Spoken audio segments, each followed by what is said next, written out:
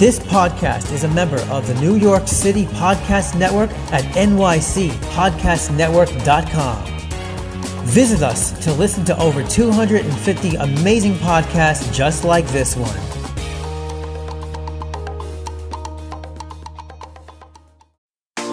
Japanese street style is some of the cutest and trendiest clothing in the world. Introducing Cherry Goddess Women's Clothing and Accessories, the hottest original and cute clothing company. We offer tops, clothes, accessories, shoes, dresses and skirts, and comfortable homeware that we guarantee you will love. Cherry Goddess Women's Clothing, super cute Japanese style clothing.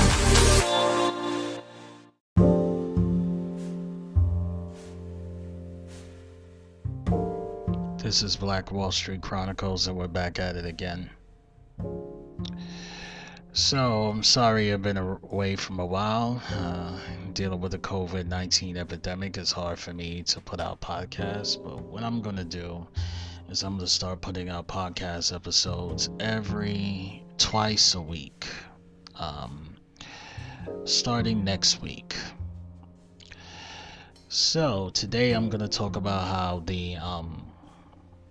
the man who's responsible for saving all of those people in Rwanda being arrested for terrorism. I believe he's been falsely arrested for something that he didn't do, and there was a international conspiracy of getting this man arrested for terrorism charges for some apparent reason. So, before I get started on that episode today,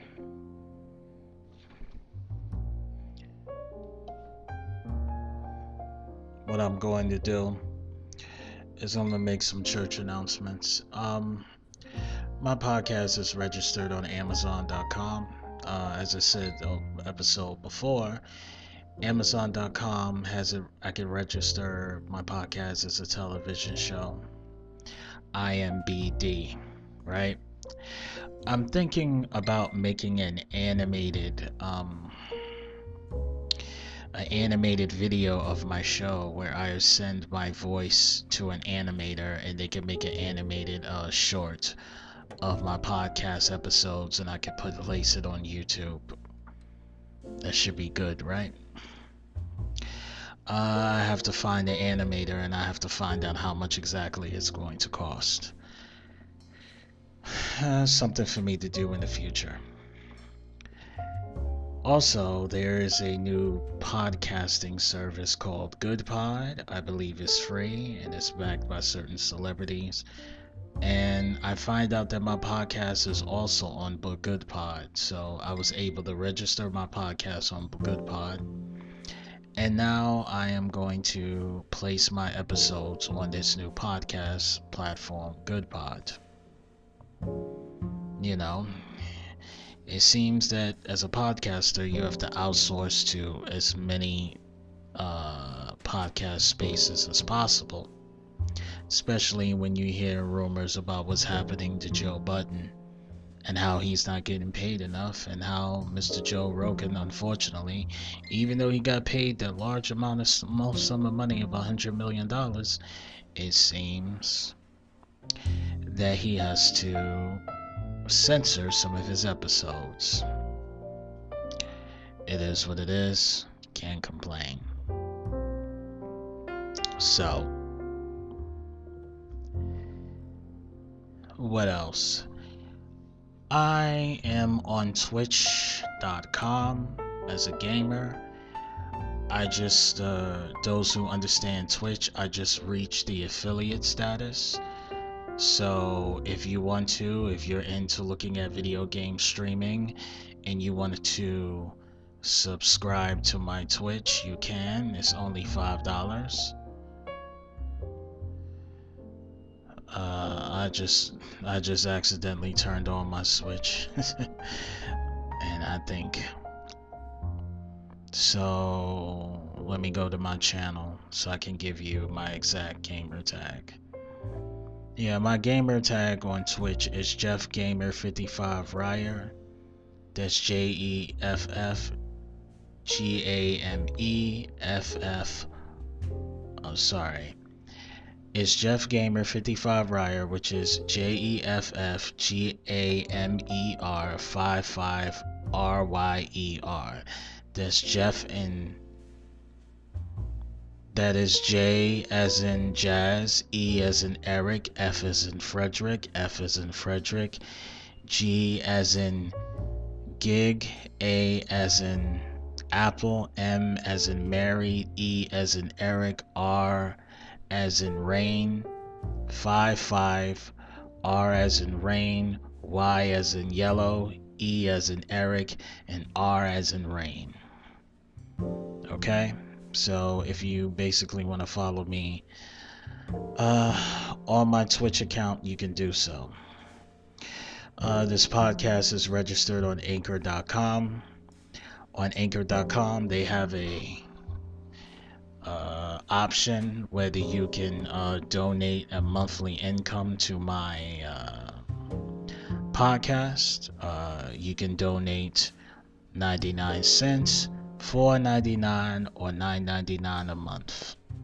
I would like for you guys, if you really like my podcast and you want me to support my podcast in the future, if you're not able to listen to it, you can donate $9.99 a month to it.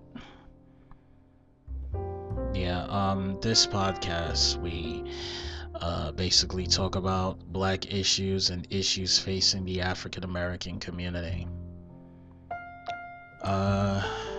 Now, we're going to give information about who this gentleman is. Because this gentleman who saved the individuals in Wakanda who's been arrested, they actually made a movie about him. The movie is starring Sean Cheadle. This gentleman, let me see. Let me look up this gentleman right now. Hotel Rwanda.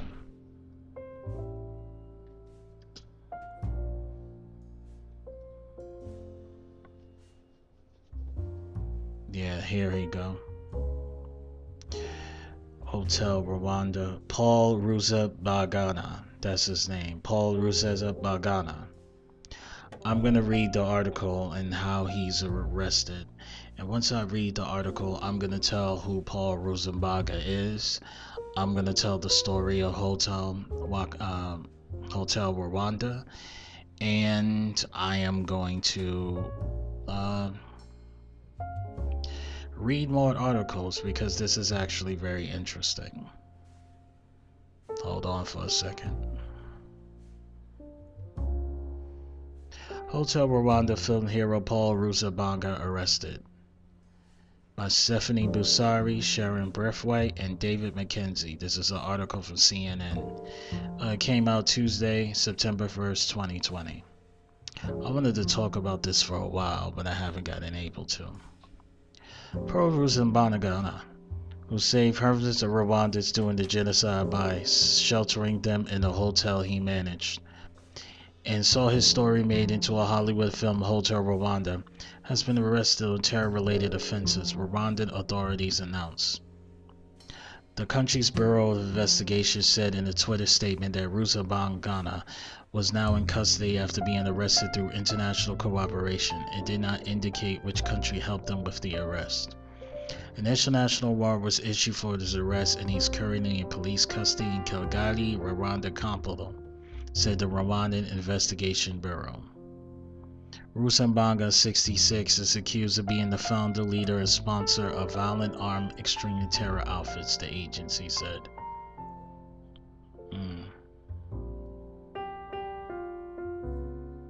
Authorities in Belgium, where Rusesabagina has ties, told CNN that he was not arrested in the country. Belgium was notified Monday by Rwanda judicial authorities of the arrest of Paul Rusesabagina. The spokesperson of the Belgian Federal Prosecutor Office, Eric van Duus, told CNN via email. To the best of our knowledge, he was not arrested in Belgium nor transferred from our country, van Duus said.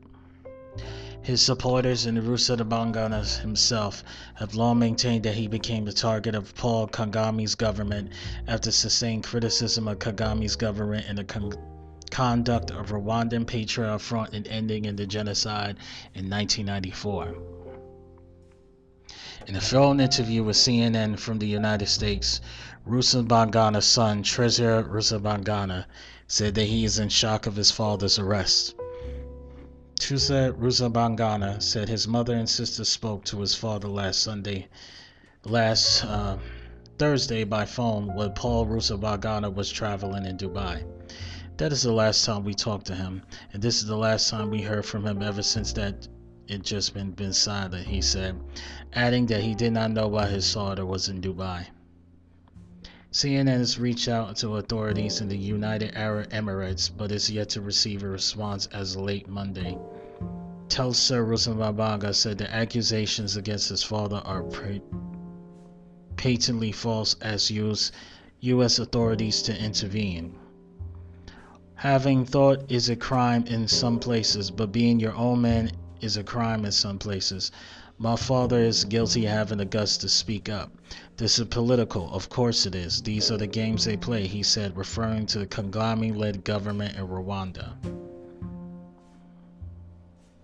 It was during the 1994 genocide that Paul Rusesabagina gained prominence.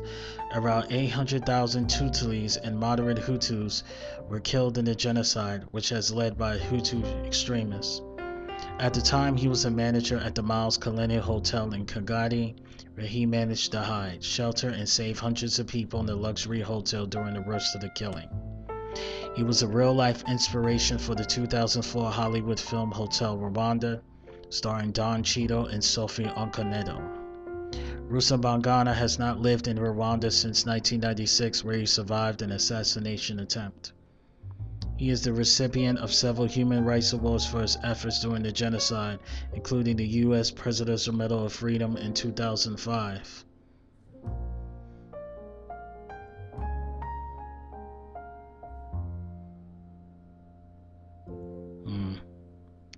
Yeah. So apparently, according to the article, the Kagame-led government has somehow used his connects, probably, and if he's in Dubai, probably his connects in the Middle East, to have this man unfalsely arrested, and they want the U.S. authorities to intervene.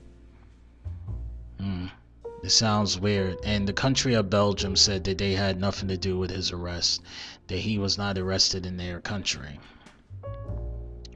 Okay, let's see if I can read more articles.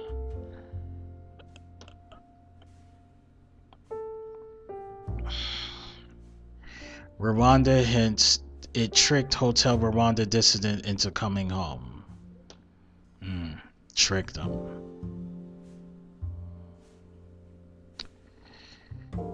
Paul Kagame said that the arrest critic Paul Rusesabagina, now facing terrorism charges, was not kidnapped from Dubai, but had been lured to Rwanda in a flawless operation. Nairobi, Kenya, breaking his silence on the dramatic arrest of a prominent dissident, President Paul Kagame of Rwanda insisted on Sunday that his government had not forced Paul Rusesabagina, who is famed for his portrayal of the movie Hotel Rwanda, to return from exile to face charges of terrorism and murder. Instead, Mr. Kagame hinted he had been tricked into coming back. There was no kidnap, Mr. Kagame said during a live television call in state television. He got there on the basis of what he believed and wanted to do. Mr. Rusesabagina, best known for the story of how he saved 1,268 people during the 1994 genocide in Rwanda, vanished from Dubai soon after he arrived there last week on a flight from Chicago. Days later, he re-emerged wearing handcuffs in the Rwandan capital Kigali, where he faced a raft of charges including terrorism, arson, and murder. Rusesabagina's family, which insists he would never have voluntarily returned to Rwanda, has accused the Kagame government of kidnapping him from Dubai and demanded to know more about the circumstances of his transfer. Until Sunday, Rwandan officials would say that only Mr. Rusesabagina had voluntarily departed from the United Arab Emirates on a private jet. Mr. Kagame, in an interview, remained coy about how Mr. Rusesabagina had been persuaded to board the plane, but suggests he had fallen for unspecific ruse and had only himself to blame. It was actually flawless, Mr. Kagame said. Like if you were fed somebody with a false story that fits well into the narrative of what he wants to be and he follows it, then he finds himself in a place like that. Mr. Kagame's government has been trying for at least a decade to apprehend Mr. Rusesabagina, 66, who was catapulted to fame by the 2004 movie, which he was played by the actor Don Cheadle. The movie tells how Mr. Rusesabagina, an Oscar Schindler-type hotel manager, sheltered and saved 1,268 people in the luxurious Miles Collins Hotel in Kigali during the 1994 genocide, which killed as many as 1 million ethnic Tutsis and moderate Hutus. Lauded globally for his bravery, Rusesabagina received the Presidential Medal of Freedom for President George W. Bush in 2005. The Rwandan government, though, called him a dangerous subversive who has frequently denied the truth about the genocide. Mr. Rusesabagina's supporters said Mr. Kagame, who brooks no dissent inside his country, is seeking to sideline a potential political rival. Kitty Kerf, a family spokeswoman, said Mr. Kagame's comments were shocking and amounted to a breach of international law. Since 2010, Rwanda has appealed to the American and Belgian authorities for help in capturing Mr. Rusesabagina without success. The charges he now faces center on his leadership of the Rwandan Movement for Democratic Change, an Operation Coalition where arm-wing National Libertarian Front has been accused of carrying out attacks in Rwanda. The arrest warrant is seen by the New York Times details episodes in June and July 2018, along with Rwanda's border with Burundi, in which 3 people were killed and property was looted or burned. Mr. Rusesabagina's family insists he does not support violence and says he believes he was kidnapped and taken against his will in Wakanda. I keep saying Wakanda. Mr. Rusesabagina's family insists he does not support violence and says it believes he was kidnapped and taken against his will to Rwanda. Mr. Koof, the spokeswoman, said a family-appointed lawyer had twice been denied permission to visit Mr. Rusesabagina, who is a Belgian citizen and an American permanent resident. He has not been granted any consular visits, she added. On Sunday, Mr. Kagame redoubted his assault on Mr. Rusesabagina's reputation, saying that other survivors from the Hotel Miles Collins dispute his depiction as a hero. Previously, Rwandan officials had dismissed Hotel Rwanda as pure fiction and accused Mr. Rusesabagina of perpetuating lies and misinformation about the genocide.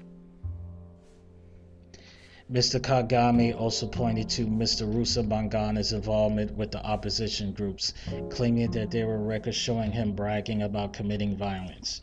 Mr. Kagame was possibly pointed into a 2018 video circulating on social media in which Rusesabagina called for armed resistance against the government. The Rwandan Investigation Bureau, which is holding Mr. Rusesabagina, said he has chosen 2 lawyers. In an interview, David Rusesabagina, one of the lawyers, said his client was doing well and had been given access to a doctor. He was not aware that the family had been appointed to another lawyer to represent Mr. Rusesabagina. Mr. Rusesabagina has been long of Mr. Kagame's most treacherous critics, writing in a 2006 autobiography, An Ordinary Man, that he exhibited many characteristics of the classic African strongman. Numerous critics of Mr. Kagame has disappeared or have been killed in recent years, including in 2013, where Patrick Karegeya, a former Rwandan spy chief, was found dead in a hotel room in South Africa. Mr. Cruz said that Mr. Rusesabagina has been in danger for at least 15 years, that he knew if he went to Kigali, it would end up dead, disappeared, or in prison. His arrest has drawn international concern and calls for his release.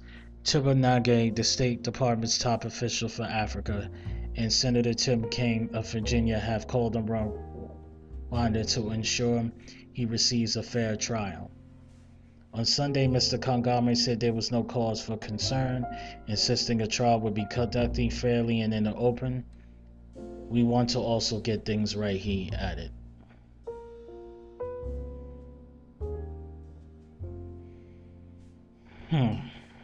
So the New York Times even gave me a more thorough article about what's going over there in Rwanda, how much the regime's changed. Seems like, according to the article, President Paul Kagame is some sort of dictator, and he's been killing off all his rivals that's been criticizing him. And they've been calling on the Belgian and American government. One of the senators of Virginia's got involved. What's the senator's name again? Let me see.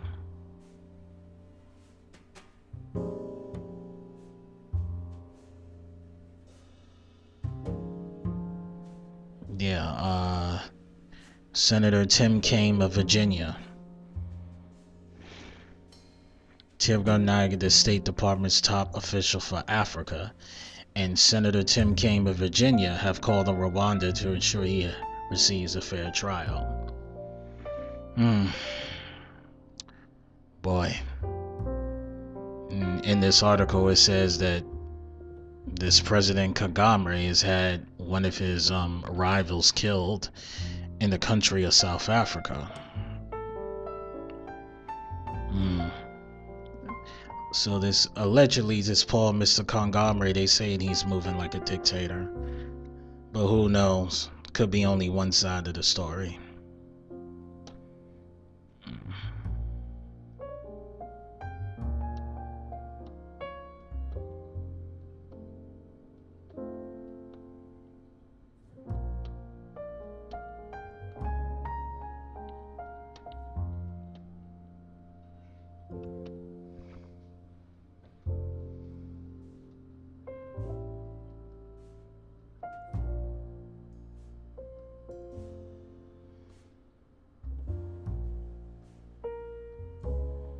So, let's see, because a lot of you may not saw the movie Hotel Rwanda, and many of you probably don't know who Paul, what's this gentleman's name again? Paul Rusesabagina is. So what I'm going to do is I'm going to read on Paul Rusesabagina's life, and I'm also going to read you the Wikipedia article for Hotel Rwanda, and I want you guys to see the movie. It stars Don Cheadle. It's actually very good. So, and again, they only seem to be telling it from one side. I don't know too much about President Paul Kagame's position, and anybody who is agreeing with the regime of President Paul Kagame, if you have anything to say, if you want to defend him, feel free to leave on my comment section on anchor.com and I can respond. You can send me articles. So, let me see if I can pull up that information.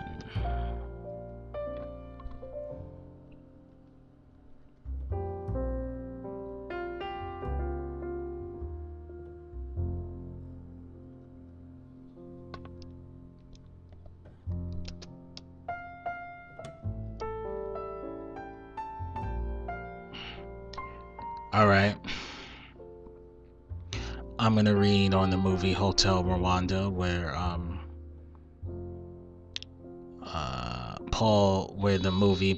the biography of Paul Rusesabagina and how he saved over 1,200 people and from genocide in Rwanda. Hotel Rwanda is a 2004 drama film directed by Terry George. It was adapted from a screenplay co-written by George and Keir Pearson, and it stars Don Cheadle and Sophie Okonedo as hoteler Paul Rusesabagina and his wife Tatiana. Based on the Rwanda Genocide, which occurred during the spring of 1994, the film documents Rusesabagina's efforts to save the lives of his family and more than 1,000 other refugees by providing them with shelter in besieged Hotel des Mille Collines. Hotel Rwanda explores genocide, political corruption, and the repercussions of violence. The film was a co-production between United Artists and Lionsgate Films. It was commercially distributed by United Artists, theoretically by Metro-Goldwyn-Mayer from Home Media. Hotel Rwanda premiered in theaters and limited release in the United States on December 22, 2004, and then wide release on February 4, 2005, grossing more than $23 million in domestic ticket sales, and earn an additional $10 million in business through international release to top out a combined total of nearly $35 million in gross revenue. The film was nominated for multiple awards, including Academy Award nominations for Best Actor, Best Supporting Actress, and Best Original Screenplay. So let's look up Paul. Paul Rusesabagina, born June 15, 1954, is a Rwandan humanitarian and activist who, while working as a manager at the Hotel des Mille Collines in Kigali, hid and protected 1,268 Hutu and Tutsi refugees from the Interahamwe militia during the Rwandan Genocide. None of these refugees were hurt or killed during the attacks. Rusesabagina's efforts were the basis of dramatized Academy Award-nominated film Hotel Rwanda, in which he was portrayed by American actor Don Cheadle. He has homes in Brussels, Belgium, and San Antonio, Texas. Rusesabagina is a Belgian citizen and has a U.S. green card. Rusesabagina founded the Hotel Rwanda Rusesabagina Foundation to fight for global human rights. And on August 31, 2020, he was arrested in Kigali after a trip to Dubai on terrorism charges, being accused of supporting opposition parties. Rusesabagina and his family deny all charges.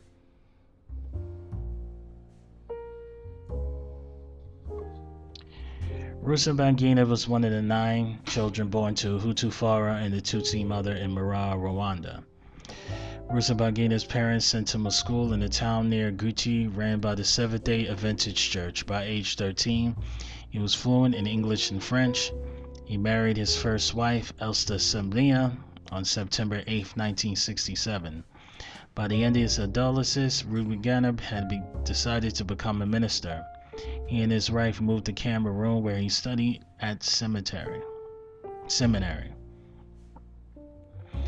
In December 1978, he, his wife, and 2 children moved to Kigali, where their childhood friend Isaac Muhano invited Rusesabagina to apply for an opening to work at the Hotel des Mille Collines. He was offered a position and was later sent to Switzerland and Brussels to study hotel management. Due to his distance and commitment to work, he and Esther legally separated in 1981. Rusesabagina was granted full custody of their 3 children, Dana, Lise, and Raja. In 1987, he was invited to a wedding where he met Tatiana, the maid of honor, and a Tutsi nurse in the Rojanini. Rusesabagina bribed a frequent customer at the Mille Collines, a minister of health, to transfer Tatiana to a job at Central Hospital in Kigali. Tatiana and Paul married 2 years later, and she adopted his children. Later, they had a son together named Treasure. In 1992, Paul Rusesabagina was promoted to Assistant General Manager of the Des Moines Hotel, an affiliate of the Hotel des Mille Collines.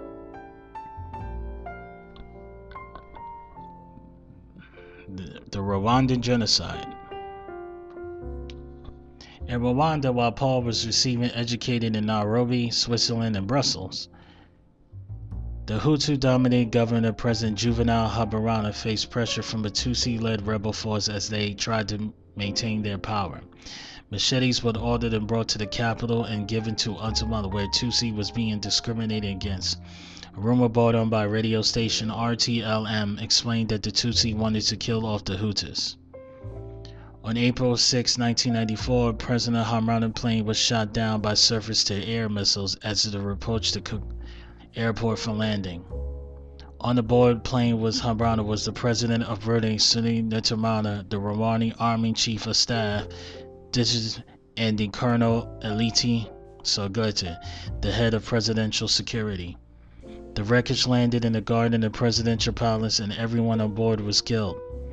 The Rwanda Genocide started on April 6, 1994 and on April 7, 1994, the President Guard assassinated Prime Minister Agala Amanu, along with many other ministers, mainly to those from political parties that assassinated Habyarimana and those who stayed to play important roles in the transitional government that had been in place to instate on April 8th. 10 Belgian, US, and peacekeepers were also killed.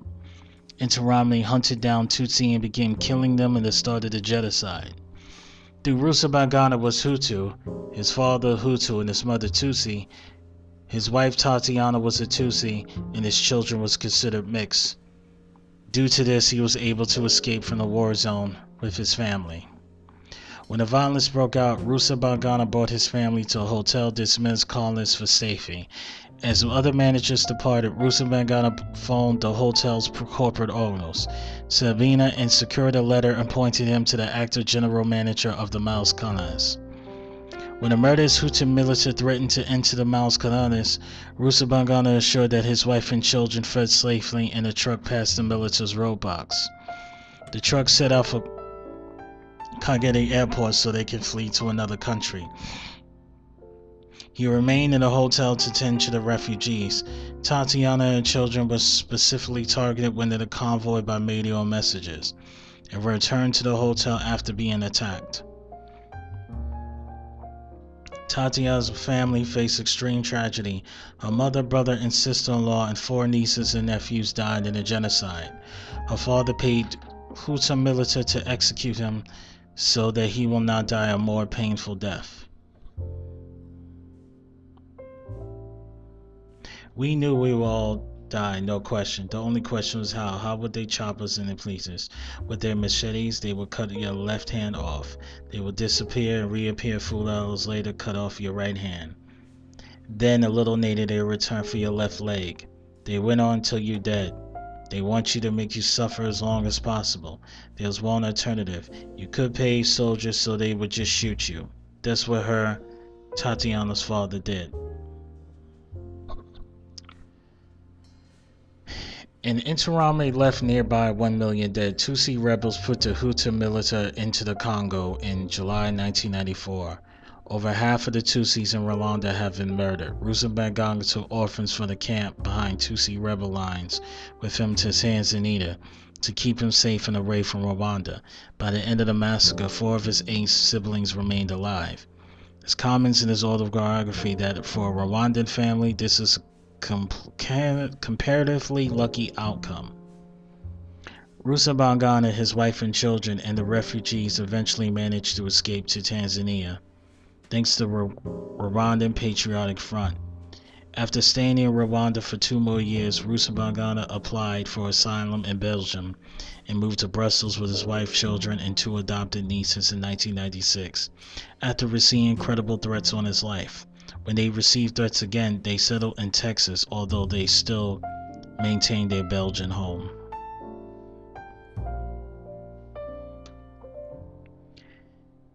On August 31st, 2020, Rusesabagina was arrested for charges of terrorism, arson, kidnap, and murder perpetrated against unarmed, innocent Rwandan civilians on Rwanda territory.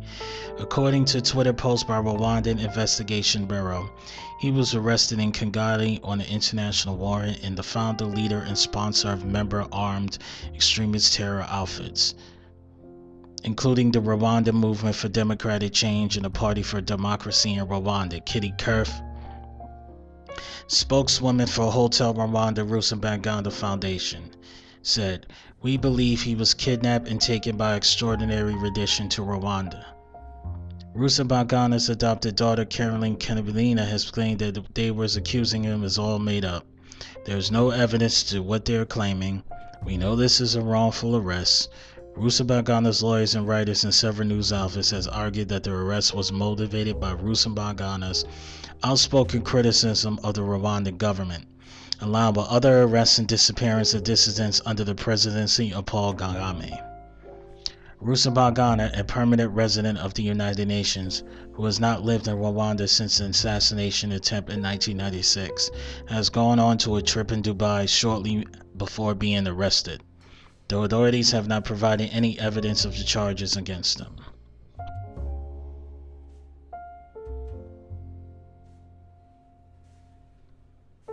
Alright, I'm gonna give you the list of awards that this great man has won. In year 2000, he won Immortal Champagne's Prize for Humanity. 2005, Wallenberg's Medal of Honor of University of Michigan. 2005, National Civil Rights Museum Freedom Award. 2005, Presidential Medal of Freedom. 2007, Honorary Doctorate of the Law from the University of Guelph. 2008, Honorary Degree for Gustav Adolphus College. 2009, Honorary Degree for Latoya University, Chicago, at the Bachelor of Arts Commencement. 2011, Tom Lantos Human Rights Prize from the Latinos Foundation for Human Rights and Justice.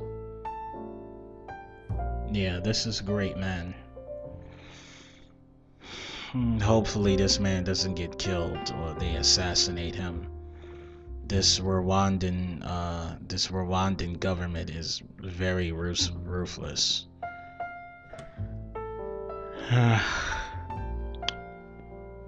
Okay. Well, this ends this podcast episode. And again, this is Jeffrey Frazier of Black Wall Street Chronicles. My podcast is on Anchor.com. It's also registered on Apple, Spotify, Pandora, and it's also registered on Amazon.com. So if you see my podcast on Apple, Spotify, or Amazon and any other entities, please give me a high rating. And if you want to financially support the podcast, all you have to do is give me a payment on $10 a month on Anchor.com. Thank you very much, and I'll see you next week. Take care.